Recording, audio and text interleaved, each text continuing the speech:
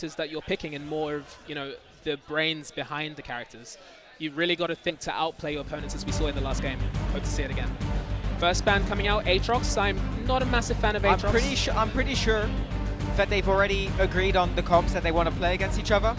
I had a quick peek in the pre-game lobby, so all these bans are just going to be A bans, I believe, just coming out very quickly to avoid banning the champions that they want to play. Okay. So we're gonna have to wait until this is confirmed. Looks like they're trying to spell something out. So the guess is, what are they going to be spelling out? One team's just gone for the strategic AAA, and looks like we're gonna go for Addy. If that means anything. Addy. Aatrox, Draven, Yasuo. Don't know. Oh. No. But it seems they've just randomly gone, and it's probably going to be like an Annie ban or something like that just coming out. Or Cassiopeia. Oh, yeah, Cassiopeia. I'm actually, like, after she got buffed again, I'm really hoping to see her in Worlds. Like, she's been really explosive both in solo queue, duo queue, and in Worlds a couple of times before. Nico's going to be the first pick, like, notoriously one of the more annoying champions on Summoner's Rift. Now looks like we've got the Syndra Annie for the Team 8. Very strong CC lock, a lot of damage. A lot of stuff to start dodging on the field. Orianna! Hell yeah. And now looks like we're going to have an absolute classic of a game. 2 AP champions. Are we going to be seeing the on-hit Nico? I doubt it. I think they're going to go for the damage for the root and the Q damage of the Blossom that can hit 3 times. And the question is now, what runes are they going to be running? What masteries are going to be playing and running? What masteries are It could be tough. I couldn't really say. I mean, you saw that last game Ezreal took the Kleptomancy, and he was actually getting along really well with the mana sustain that he was getting from that, you know, the extra gold that he was able to generate, and the health that he was able to keep up, you know, even more than the Pantheon, who we thought was going to be even healthier. So they could end up taking 2 sorceries just to try and blow the other team out of the water. That's what I would be expecting.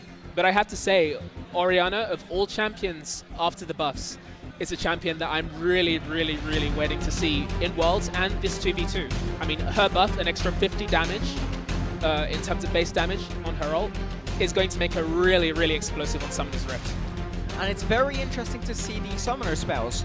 So we still have the Ignite on both sides, but the Annie has opted for the heal, whereas the Orianna has opted for the most strategic Cleanse. So Cleanse, don't forget, removes the Ignite debuff that happens on you, so it removes the dot from you, and also very good against 2 CC heavy targets. So if you can chain it right, you can bait out the Ignite and then cleanse both the Ignite and the CC duration, and every CC on you within the next 3 seconds has a reduced effect of 65%. So it's a very strong pickup onto the Team 7 side. But again, we have to remember, right, this is League of Legends. Of course, that is something that they could do, but the other team knows that that's what they could do. So they're going to end up baiting out that Cleanse or that Ignite, using their CC as well to try and get that out, trying to use them as sparingly as possible. But then again, you realize that Team 7 knows that Team 8 knows what they're doing, and it's just a game of cats and dogs here. Again, another game of brains. 2 AP champions against 2 AP champions. It's very true. The longer you wait out the Cleanse, the more value you can bring by baiting out the abilities, but the longer you're going to be CC'd, and then the minute that goes, you can just CC chain and go all over again. So it's going to really be who has the bigger brain in this fight. It's also interesting to see that the Nico is going to be trying to be fishing for her root, trying to hit the minion wave and get you locked up in the root, because it's a very oppressive and long root as well. And can dish out a lot of damage, especially with the Orianna follow-up on the QW. Her E is very strong as well to protect you, and once 6 hits, both teams are looking to go in. Death Blossom, extremely powerful tool. You can hide, go invisibility, you get your shield and do a lot of damage. Syndra, on the other hand, can one-shot a target if it's squishy enough with her ultimate. And Annie just has Tibbers just come in for the rescue. Tibbers is going to be the MVP of this game. I loved it. You know, I have a teddy bear named Tibbers. All right, LS, calm down. So looks like we're going to be getting into game very shortly. I am thinking this is going to be the 2 kills victory. Absolutely. I mean, we have Annie and Syndra, right, who can clear the wave quickly if they choose to, especially Annie, because once she kills a minion with her Q, she doesn't actually have to expend mana for that. But, you know, 2 AP champions, you're really just trying to blow everyone else out of the water, and every single person on Summoner's Rift right now is going to be a ticking time bomb in terms of how quickly they're able to get items and generate gold. So the first person to the first item, or as many items as possible, will have the upper advantage. So what items do you think they're going to pick first? I think they're probably going to go for that magic item that ARAM gives. It's a very good all-round and extremely gold-efficient item. Probably going to stack up on the pots because they know fight's going to be coming. But they might be going for something spicy like Lost Chapter to expend as much mana as possible. So on the level up that happens at level 4, they just get it back. Who knows? We'll have to wait and see. It's pretty likely actually that they're going to go for some cookie cutter builds. I mean, I haven't heard of you know, an Orianna AD build, which you probably could do considering her passive. I'd really like to see that one day, especially in the pro meta. Never forget Power of Evil on hit Orianna with Nasher Tooth back in Season 5 when he used to play on URL. We get the smite, and he got a pentakill on that one in one of his games as well. Very interesting hero.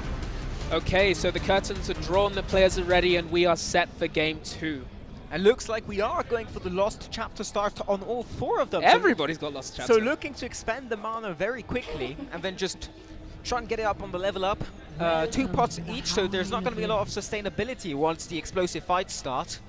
And quickly, let's look at the masteries. Looks like we've got Comet on both the Nico and the Syndra, and we've opted for the Summon Airy on Orianna. Pretty good pick, mainly for the shield. And looks like we've gone for the Electrocute on the Ani. The Ani, I'm expecting will be able to push out the waves a lot faster alongside Syndra. I think if I had to, gun to my head, I would give this game to Syndra and Annie just because they're able to push out those waves so quickly, and Annie's able to use her Q without expending too much mana, meaning that if you're able to force Nico and Orianna to use mana as often as possible, then they have to back a lot more. Well, I'm going to have to eat my words for that, aren't I? They're already being pushed in. Looks like poke advantage goes towards Team 7. Insane amount of damage onto the Syndra, forcing her to pop her first potion already, and very favorable HP advantage for Team 7. They're looking to push in. Orianna does do scaling damage on her auto attacks. The more she autos a hero, so she's looking to get those in between her abilities to dish out as much damage as possible. Looks like Annie's just going to die for free for this one. God! Oh, she's going to get out! Heal comes in, and so does the Ignite. Looks like they're just lived, but this looks very unfavorable. This looks like it's going to be the first 2v2 kill before anyone dies on Team 7, really. Unless they can just oh Flash my comes God, in, the Flash! and it doesn't try to connect. Auto comes in from the Orianna. Looks like we got the first kill. Cleanse comes out, and now it's just that very low on both sides. And now the tides have turned to Team 8, with Annie coming back. Still has a flash out. Syndra gets rooted. Don't think it's enough damage to kill her just yet. This is the price to pay when you're playing, you know, everybody is glass cannons. Like, of course you can deal that damage, but what about the damage that you're taking in? Maybe they didn't account for that.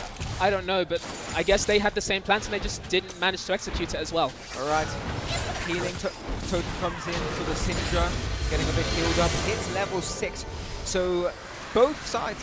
So Team 7 have both hit level 6, whereas Team 8 only has it on the Syndra. They're looking for the root to come out. Doesn't quite connect just yet. Looks like the Shockwave's gonna hit the Syndra. Nico popping her Death Blossom, but it's not enough to walk forward. Pop Blossom, sorry, that's the wrong game. Pop Blossom. Death Blossom's in Overwatch. I've been passing Overwatch as well. That's now my sister's new pet name. Okay. CS advantage slightly to Team 7, only by 3 really. They've not really been looking to CS a lot this game. Arnie now has hit level 6, looking for that Tibbers, but HP advantage looking very strong for Team 7 right now, with Syndra being very low. The vast majority of them have already run out of health pots, meaning that eventually somebody's going to have to back. I think it's going to be the Syndra, considering how much damage she's already taking. Again, damn, they are relentless. But don't forget, there's no backs on the ARAM map, so it's really every HP advantage that you get is a HP advantage. So you need to be very strong on the pots that you can get. And looks like Syndra's going to try and play as safe as possible, but the dive, you could smell it coming. Dive is probably going to be coming very soon. Annie taking a lot of damage for free, walking forward, eating the QW combo from the Orianna plus the auto attack. This looks like it's just going to be a push in. Unless they fail or butcher dive completely, this looks like Team 7's victory. Orianna is an absolute bully. I mean, I know she's only used her ult maybe once this game, again, like, she hasn't even used her ult the second time. The amount of damage that she's putting out is unreal. This is why I want to see her in Worlds. And now we're just pushing forward on Team 7, continuously pushing in the wave, trying to dish out as much damage and poke, waiting for the cooldowns to come up. Pop Blossom comes up onto the Nico, and looks like Orianna's gonna have her ultimate up. She might be looking for the little sombrero move, where she ults and then flashes in to grab and surprise them. Ignites are both up. Nico's flash is going to be up very soon, and they don't know they're hiding in the bush. This looks like it's going to be the shockwave coming to hit both of them, and it looks like it's going to connect on the shockwave, and it's just a kill! And it's going to be a clean 2-0 victory for Team 7. And before the 5-minute mark, man, again, they could not get enough. That is a third. And with this, Team 7 have won their 1v1. I mean, I don't know. I feel really, really bad for Team 4 because they clearly had the same, you know, ideas, and they were. It looked, according to the comp, like they had really thought it out. You know, you have Annie, who's able to expend a lot less mana than normal, so that she can push the wave harder than they can, or so you'd expect. But it just happened completely the other way around, and I don't see how that was possible.